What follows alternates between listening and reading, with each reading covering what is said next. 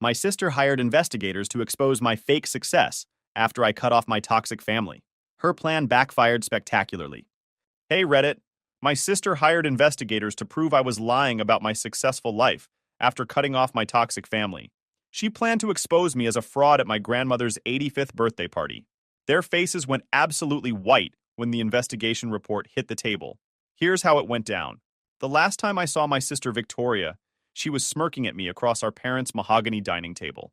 Mom was sobbing into her napkin, while Dad's venomous words echoed through the room like they always did. I always knew you'd amount to nothing. That night, 5 years ago, was my breaking point. The final time I let my family make me feel utterly small and worthless. Mom, Hope, which is hilarious considering how little of that she gave me, pleaded between theatrical sniffles. Sweetheart, we just want what's best for you. If you'd just listen to Victoria about the job at her firm. I cut in, my voice surprisingly steady, despite the rage bubbling inside me. The entry-level admin position? The one where I'd be fetching her coffee? Victoria's perfect, infuriating smile didn't waver. Everyone has to start somewhere, little sister. Some of us just start higher than others. That familiar, agonizing knot in my stomach tightened. For 26 years, I'd been trapped in Victoria's shadow. She collected accolades. I collected criticisms. Every one of my achievements was weighed against hers and found lacking. Every single mistake I made became a family legend, whispered and retold at gatherings like folklore. Let me paint you a picture of what growing up in that house was like. When I was 8, I won the regional spelling bee. Studied for months, beat kids 2 grades older than me, came home with this huge trophy. You know what my parents said? That's nice, honey. Victoria just got accepted into the advanced math program. That was it. My trophy went on a shelf in my room where nobody saw it.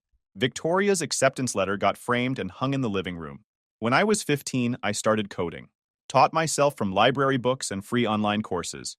Built my first website for a local business and made $200. I was so proud. Thought maybe finally I'd done something they'd recognize. Dad looked at my work for maybe 30 seconds before saying, "That's cute. Victoria just got offered an internship at a law firm. Real career potential there." Every birthday, every Christmas, every single family gathering, the pattern never changed. Victoria was the star. I was the understudy who'd never get called to perform. The thing that really messed me up was how they'd use Victoria's success as a weapon against me. "Why can't you be more like your sister?" became the family motto. Didn't matter what I was doing or how hard I was trying. It was never enough because Victoria had already done it better, faster, or with more recognition. High school was brutal. Victoria had graduated valedictorian 3 years before I started. Every teacher knew her name. Every teacher compared me to her. "Oh, you're Victoria's sister. She was exceptional. Are you planning to follow in her footsteps?" Like I had a choice. Like I wasn't desperately trying to carve out my own identity while drowning in her shadow. I remember my guidance counselor looking at my college applications with this disappointed expression. "These are good schools, Bailey, but they're not quite Victoria level, are they?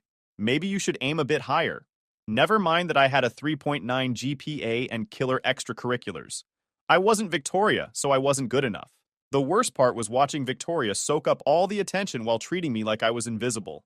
She'd walk past me in the hallway at school and not even acknowledge my existence. But the second we got home, she'd be the perfect big sister, offering advice I didn't ask for, suggesting improvements I didn't need, constantly positioning herself as the one who had it all figured out while I was just stumbling through life. And my parents ate it up. "Your sister is just trying to help," they'd say when I complained about her condescending attitude. "She wants you to succeed." No, she wanted me to know my place. Big difference. College was supposed to be my escape. I picked a school on the opposite coast, determined to finally be someone other than Victoria's little sister. For 2 glorious years, I was just Bailey. Made my own friends, pursued my own interests, studied computer science because I loved it, not because someone told me to. Then Victoria decided to get her MBA at a school 20 minutes from mine. Suddenly, all those connections I'd built, all that independence I'd fought for, gone. She'd show up at my campus events, introduce herself to my professors, network with the career counselors I was working with, and everywhere she went, she'd mention she was my sister, like she was doing me a favor by associating with me. "I already have a job," I said quietly at that dinner table 5 years ago. "I'm doing well at a tech startup." My father, Glenn, swirling his drink, scoffed. "Playing with computers, you mean? Meanwhile, your sister is running charitable organizations, making real differences in people's lives." The irony of that statement, given what I know now, is almost funny. I couldn't help myself. I muttered, "Making differences in her bank account, you mean?" The silence that followed was deafening. Victoria's perfect smile finally cracked. "What exactly are you implying?" she asked, her eyes flashing. Even then, some part of me must have known. Must have sensed that something about her perfect charity work didn't add up.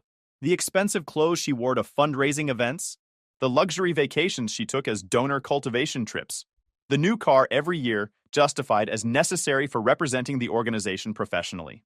Before I could even respond, Mom swooped in. "Bailey, apologize to your sister, right now, after everything she's done for you." "Done for me?" I actually laughed. It sounded foreign, even to my own ears. What exactly has she done except make sure I never forgot my place? That was it. Dad slammed his glass down, the sound echoing through the room. "That's enough. You've always been jealous of Victoria's success. If you spent half as much time working as you do complaining..." "I work 60 hours a week," I yelled, standing up abruptly. "I'm leading development on a major project. But you've never once asked about it, have you?" "Sit down," Mom ordered, her voice sharp. "We're not finished." "Actually," I said, grabbing my purse, my hand shaking but my resolve hardening. "We are. I'm done being the family disappointment. I'm done watching you worship Victoria while treating me like I'm broken. I'm just done." Victoria, ever the manipulator, piped up with fake concern, dripping from every word. "Mom, Dad, she's just having another one of her episodes. Remember that time in high school when..." "Goodbye," I cut her off, already walking toward the door.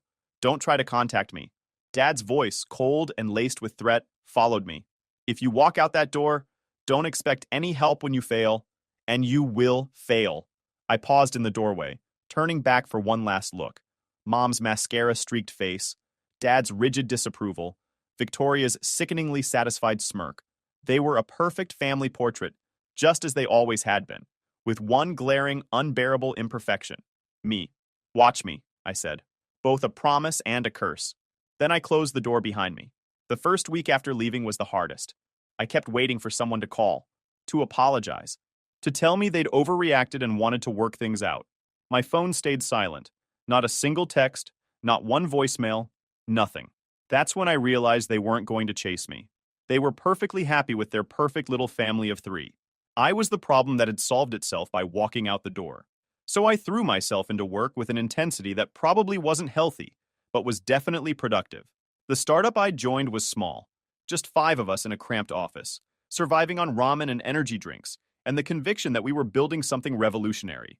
We were developing project management software with AI integration before AI was the buzzword everyone threw around. My role started as a junior developer, but within 6 months I was leading the development team.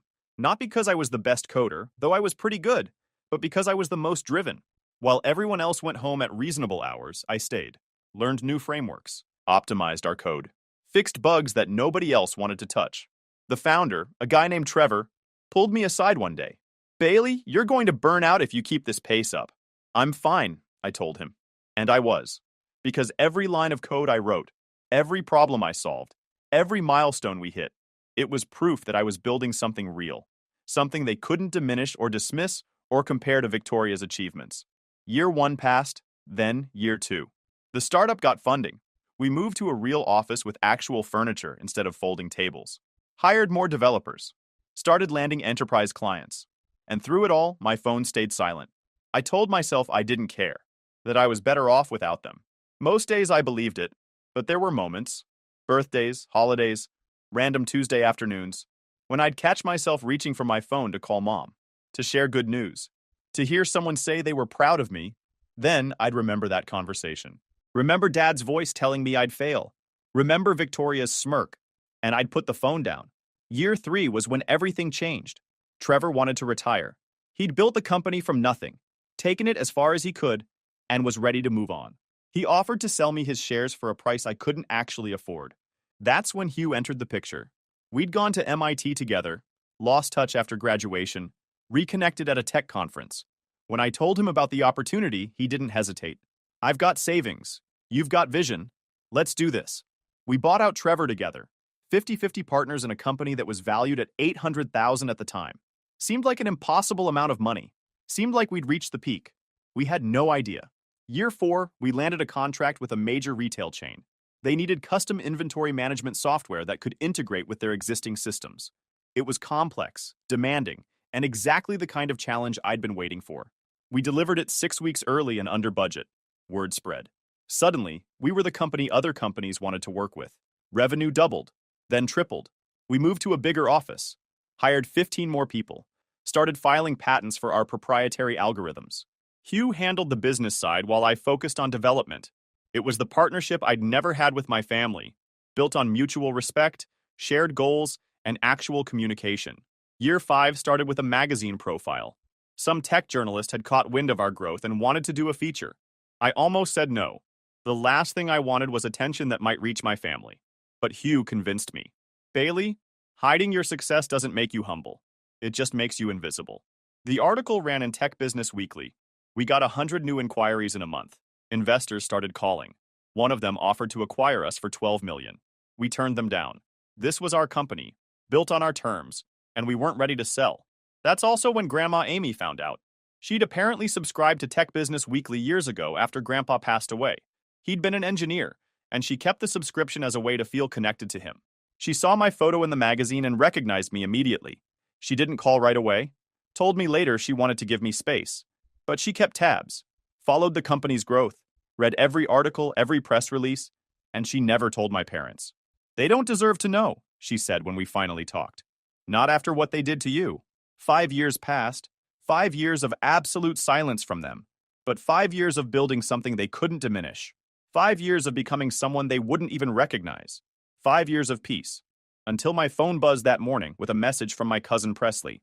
Hey stranger, you're not going to believe this, but Grandma Amy's 85th birthday party is next month. The whole family's coming. Victoria's organizing everything, and she's planning something wild. She's been asking about you a lot. I stared at the message, my coffee growing cold beside my laptop. Through my office window, I could see the city skyline, the same view that had graced magazine covers featuring my company, the same view my family would never believe I owned. Another message from Presley popped up. You should come. Show them who you are now. My finger hovered over the delete button, but something stopped me. Maybe it was time. Time to show them exactly who Bailey Francis had become while they weren't watching. My phone buzzed again. This time, a news alert. Tech innovator makes Forbes 30 under 40. My own face stared back at me from the screen. I'd insisted they omit my middle name for the article. My family never read tech news anyway. I thought of Victoria, so desperate to know what I'd been doing, planning something wild for Grandma's party. My sister always did love a good show. Well, I murmured to myself, a slow smile spreading across my face. Let's give her one. I typed a quick reply to Presley. Tell me more about this party. Someone's been poking around your socials, Hugh said, dropping into the chair across from my desk. And I don't mean the usual tech journalists. I minimized the quarterly reports on my screen. Let me guess, my sister? Not directly. Hugh leaned forward, lowering his voice even though we were alone in my office. But that cousin of yours, the chatty one who messaged you about the party?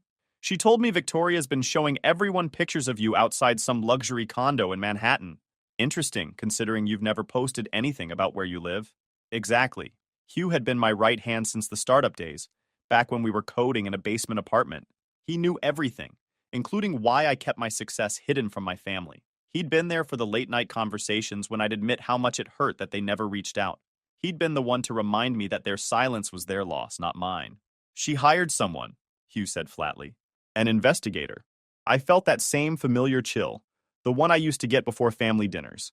The one that said danger was coming and I needed to be ready. You're sure? Remember Justin from MIT Security?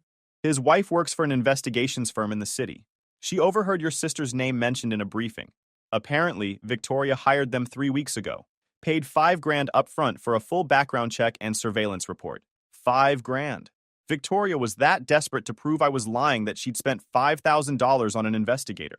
The pettiness was almost impressive. My phone buzzed. Another message from Presley. OMG, you have to hear what Victoria just told everyone in the family group chat. She says you've been lying about everything. Says she has proof you're not who you say you are. I showed Hugh the message. He whistled low. She's trying to set you up for something big at that party. Let her try. I stood up, walking to the window. 15 floors below, people looked like ants scurrying between skyscrapers. The view I'd worked so hard to earn. The view that proved I'd made something of myself without their help or approval. She wants to expose me? Fine, but she might not like what she finds. What are you thinking? Before I could answer, my assistant buzzed in.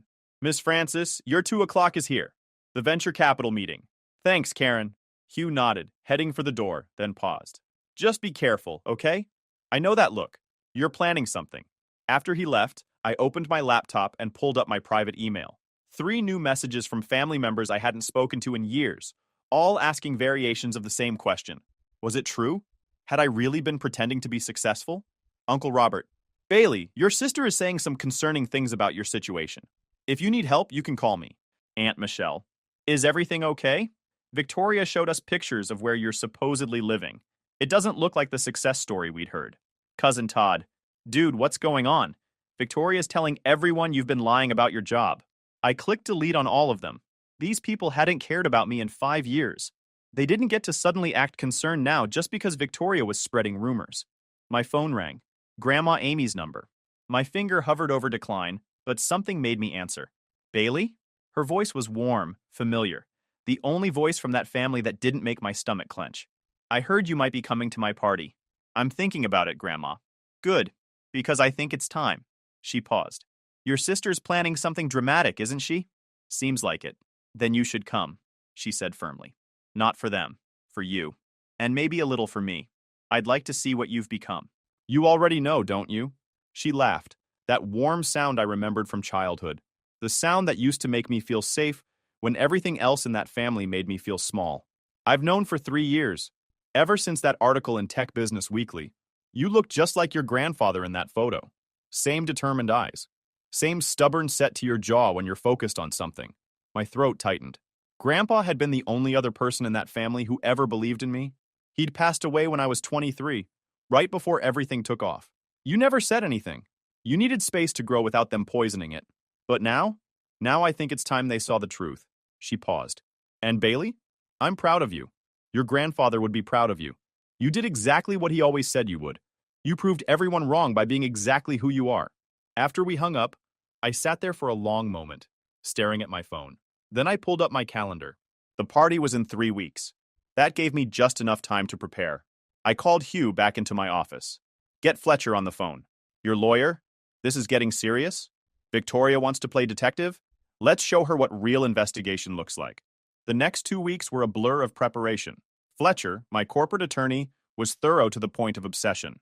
When I told him what Victoria had been doing, hiring investigators, spreading rumors, planning some kind of public humiliation, his eyes lit up like I'd handed him the case of his career.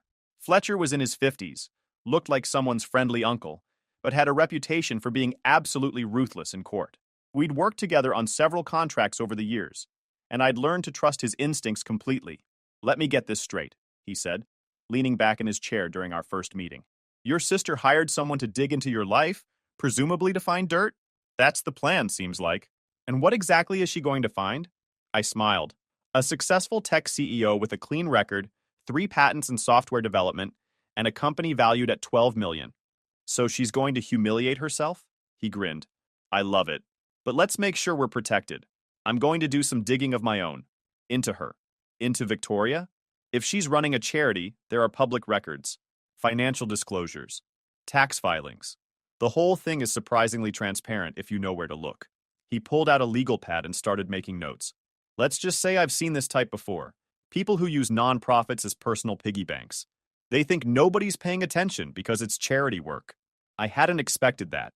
The comment I'd made 5 years ago about her bank account had been pure instinct, born from years of watching her expensive lifestyle and wondering how a nonprofit director afforded it. You think she's stealing? I think, Fletcher said carefully, that someone who's this desperate to tear you down probably has something to hide herself. People who are secure in their own success don't need to destroy others. They just live their lives.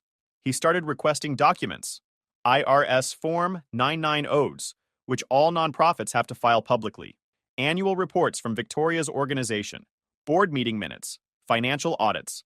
Everything was technically public record, but nobody ever bothered to look at it because, well, who investigates charity organizations? Fletcher looked, and what he found was damning. The first red flag was the expense reports. Victoria's charity supposedly helped homeless families find housing and job training. Noble cause. But when Fletcher pulled the financial statements, things didn't add up. The organization brought in about $400,000 a year in donations. Operating expenses were listed at $320,000, leaving $80,000 for actual program services. "Look at this," Fletcher said during our second meeting, spreading documents across his conference table. "She's billing the charity $15,000 a year for office space. Want to know where that office space is? The spare bedroom in her condo? Seriously? It gets better, or worse, depending on your perspective. Travel expenses, $90,000 last year alone. For a local charity that operates within a 50-mile radius, she somehow needed to take trips to the Caribbean, Europe, and Hawaii. All first class. All five-star hotels." He flipped through more pages. "Consultant fees to 3 different LLCs, totaling $110,000 annually. I traced those LLCs. Want to guess who owns them? Victoria. Bingo. She's literally paying herself through shell companies. The charity pays consulting fees to businesses she owns, which then pay her directly. It's money laundering with extra steps." 2 days before the party, Fletcher called me into his office. The look on his face told me everything had gone from bad to worse for Victoria. "You were right," he said, sliding a thick folder across his desk. "Your sister's charity? It's a mess. She's been using it as a personal slush fund, overcharging for expenses, billing the charity for personal travel, even funneling money to shell companies she controls." I stared at the documents. Years of financial irregularities, all meticulously documented. "I've already contacted the state attorney general's office," Fletcher continued. "They're very interested. How bad is it? 6-figure embezzlement, maybe more. They're opening a formal investigation." The party was on a Saturday evening at the country club, the same one my family had been members of for 3 generations, the same one where Victoria had her debutante ball, the same one where I'd been told repeatedly, in subtle and not-so-subtle ways, that I'd never quite fit in with their crowd. I drove there in my Tesla Model S, the one with the custom paint job and premium interior, dressed in a designer suit that cost more than my parents used to spend on my birthday and Christmas combined. Hair professionally styled that morning. Confidence earned through 5 years of proving myself. Presley met me in the parking lot, her eyes going wide as I pulled up. "Bailey? Oh my God, you look amazing! And holy crap, is that a Tesla? Thanks." I handed my keys to the valet, who looked at the car with obvious appreciation. His eyes went even wider when he saw the custom interior through the window. "Victoria's been telling everyone you're broke," Presley whispered as we walked toward the entrance, her heels clicking on the pavement. "She says you've been lying about everything, living in some terrible apartment in Queens, working minimum wage jobs at coffee shops." Is that what she's been saying? She's got this whole presentation planned, PowerPoint and everything.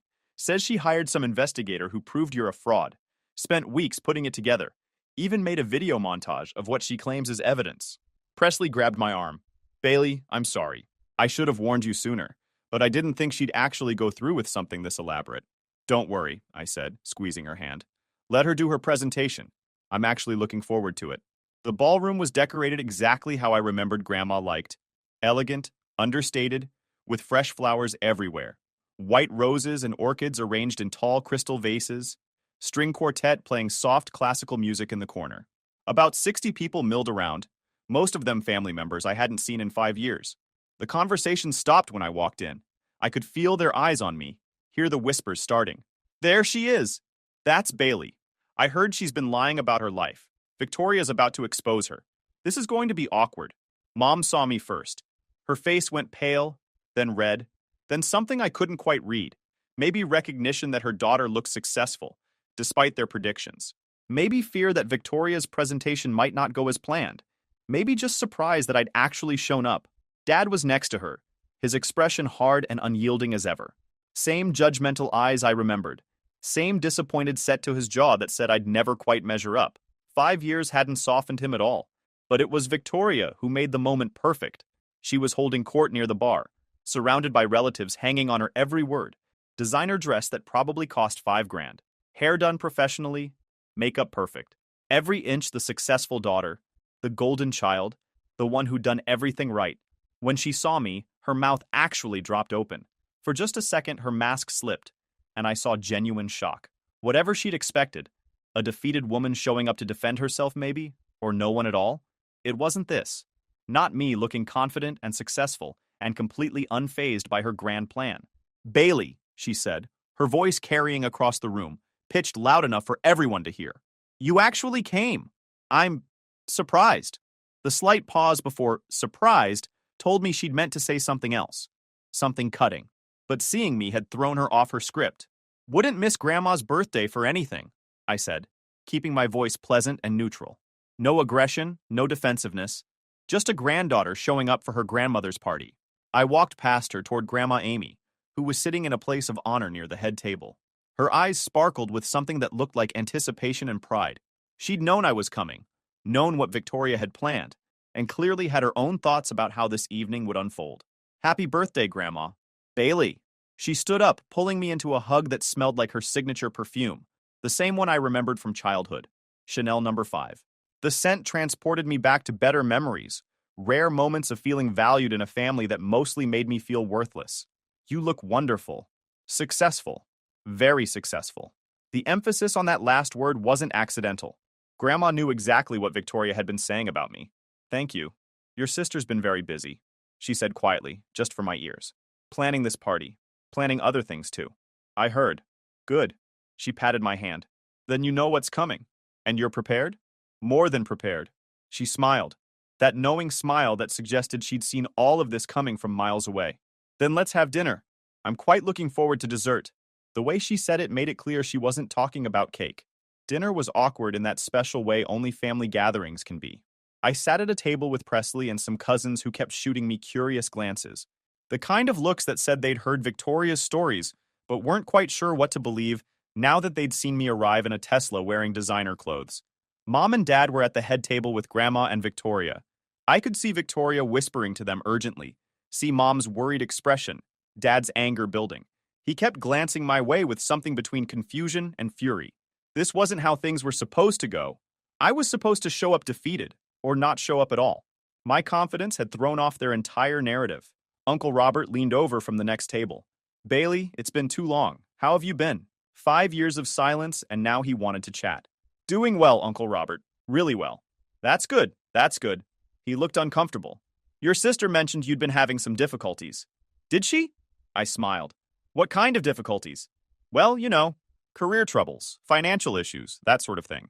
Interesting. Did she happen to mention where she got this information? He shifted in his seat. She said she'd hired someone to check on you, just to make sure you were okay, you understand? Family looking out for family. How thoughtful of her. The dinner courses came and went. Salad, soup, main course. Every few minutes, I'd catch someone staring at me, whispering to their neighbor, clearly confused about the disconnect between Victoria's stories and my actual appearance. Victoria kept glancing at her phone. She'd set up a projector and screen at the front of the room, ready for her big presentation. I could see her checking her notes, rehearsing whatever speech she'd prepared. After dessert, Victoria stood up and tapped her glass. The room fell silent immediately. She had that kind of presence. Years of being the center of attention had taught her how to command a room. Everyone, thank you so much for coming to celebrate Grandma Amy's 80-year birthday. She's been the rock of our family for so long, and we're blessed to have her. Applause. Grandma smiled graciously, though I caught the slight roll of her eyes that suggested she knew what was coming. But, Victoria continued, her voice taking on a serious tone that made everyone lean forward slightly, there's something else we need to address tonight. Something that's been troubling our family for years.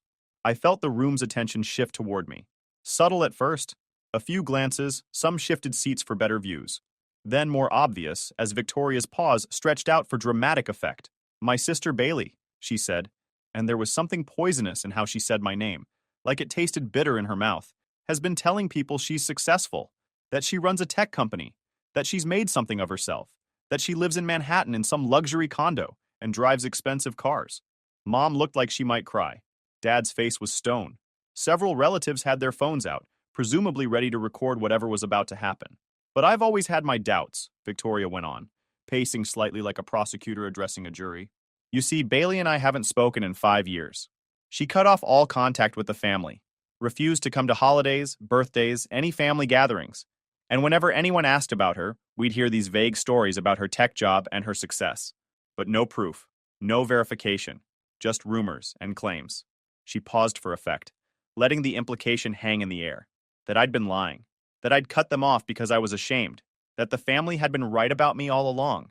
So I hired a professional investigator to look into her claims. to find out the truth about what my sister has really been doing for the past 5 years, where she really lives, what she really does for work, whether any of her success story is actually true. She pulled out a folder, theatrical, just like everything else about her, and held it up for everyone to see. And what he found is interesting, I suggested, standing up calmly. Victoria faltered, her script interrupted. What? What he found is interesting, right? I walked toward the head table, every eye in the room following me. My heels clicked on the hardwood floor, the only sound in the suddenly silent ballroom. Because I'm very curious what a professional investigator discovered about my life when I wasn't looking. You want me to read it? Victoria's confidence was returning. She thought she'd regained control. Fine. Everyone should know the truth. She opened the folder with a flourish and began reading, her voice strong and clear. Bailey Francis, age 31, currently residing at... She stopped. Her eyes scanned the page rapidly, and I watched her face change colors like a sunset, pale to red, to something approaching purple. Currently residing where? I prompted gently. Currently residing in a luxury condo in Manhattan, valued at approximately $3.4 million. Her voice had gone quiet. The room had gone even quieter. Keep reading, I said. It gets better. Owner of TechBridge Solutions, a software company valued at... Her voice cracked slightly. Valued at? I prompted again. She looked up at me, then back at the paper. Her carefully practiced composure was cracking in real time. $12.2 million. The room erupted, relatives gasping, whispering, turning to each other in shock. Someone dropped their fork, the clatter unnaturally loud in the chaos. Keep reading, I said quietly. We're just getting to the good part. CEO and founder of TechBridge Solutions, Victoria read, her voice shaking now, her hands trembling enough that the paper rattled. Featured in Forbes 30 Under 40, 3 patents in artificial intelligence and machine learning applications. Estimated personal net worth? She stopped again, closed her eyes, opened them. Go on, I encouraged. Estimated personal net worth of $4.7 million. She looked up at me, and for the first time in my life, I saw actual fear in my sister's eyes. Real, genuine fear. This can't be real. This has to be a mistake. Oh, it's real. I pulled out my phone and projected it onto the screen Victoria had set up for her presentation. My Forbes article filled the wall. My face, my company, my success. All of it verified and documented by one of the most respected business publications in the world. The room went completely silent. Not the anticipatory silence from before, but the shocked silence of people realizing they'd been spectacularly wrong about something. Surprise, I said softly. Mom was crying now. Real tears, not the theatrical ones. Dad looked like someone had punched him. Victoria just stood there, the folder hanging limply in her hand. You hired an investigator to prove I was lying, I continued, addressing the room now. But he did his job. He found the truth. I just wasn't the truth you wanted. Bailey, Mom started. No, I held up my hand. You don't get to talk. Not yet. For 5 years, I've been building this. Working 16-hour days, taking risks, failing and getting back up. And not once, did any of you reach out to see if I was okay, to ask how I was doing, to offer support. We thought, Dad tried. You thought I'd fail. You wanted me to fail. Because that's what you'd been telling me my whole life, that I'd never be as good as Victoria, that I'd never measure up. I turned to Victoria. And you. You were so desperate to prove I was a fraud that you spent money hiring someone to investigate me. Did you ever stop to think that maybe I was telling the truth?